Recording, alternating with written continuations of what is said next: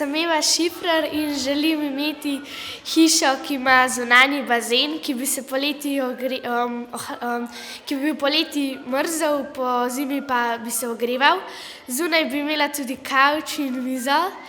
Vstopila bi skozi steklena vrata v dnevno sobo in kuhinjo. Poleg tega bi imela zraven tudi jedilnico.